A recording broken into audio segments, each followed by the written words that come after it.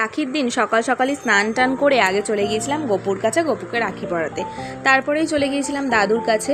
ইনি হলেন আমার দাদা শ্বশুর। দাদুকে আমি কোনোদিনই সামনে পাইনি, আসলে একবারই দাদুর সাথে দেখা করেছিলাম, তারপরে আর কোনো দিনের জন্যই দেখা করার সুযোগ হলো না। যাই হোক, সেসব কথা পরেই বলবো।